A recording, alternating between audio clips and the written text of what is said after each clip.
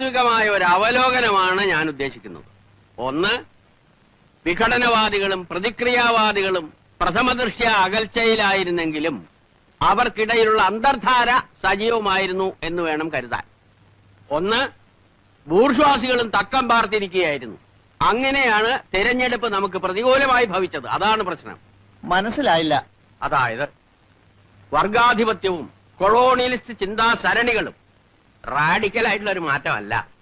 ഇപ്പൊ മനസ്സിലായോ എന്തുകൊണ്ട് നമ്മൾ തോറ്റു എന്നുള്ളത്? ലളിതമായിട്ട് പറഞ്ഞാൽ എന്താ? ഈ പ്രതിക്രിയാവാദകവും കൊളോണിയലിസവും എന്നൊക്കെ പറഞ്ഞ് വെറുതെ കൺഫ്യൂഷൻ ഉണ്ടാക്കുന്നതിനാ. ഉത്തമ ഉണ്ടാതിരിക്കും. സ്റ്റഡി ക്ലാസ്സിലൊന്നും കൃത്യമായി വരാത്തതുകൊണ്ടാണ് നിനക്കൊന്നും മനസ്സിലാവാത്തത്. കോട്ടപ്പള്ളിക്ക് മനസ്സിലായോ? എങ്കിലും ഒന്ന് പറഞ്ഞു തന്നാട്ടെ, നമ്മൾ എന്തുകൊണ്ട് തോറ്റു? കുമാരപിള്ള സാറ് നമ്മുടെ താത്വിക ആചാര്യനാണ്. തൽക്കാലം അദ്ദേഹം പറയുന്നത് നമ്മൾ കേട്ടാ മതി. എടോ ഉത്തമ, ഉൾപാർട്ടി ജനാധിപത്യം അനുവദിച്ചിട്ടുണ്ട്, ശരിയാ. നമ്മളെല്ലാവരും ഒരുമിച്ചിരുന്ന് ദിനേശ് വേടി വലിക്കുന്നതും അതുകൊണ്ടാണ്. എന്ന് വെച്ച്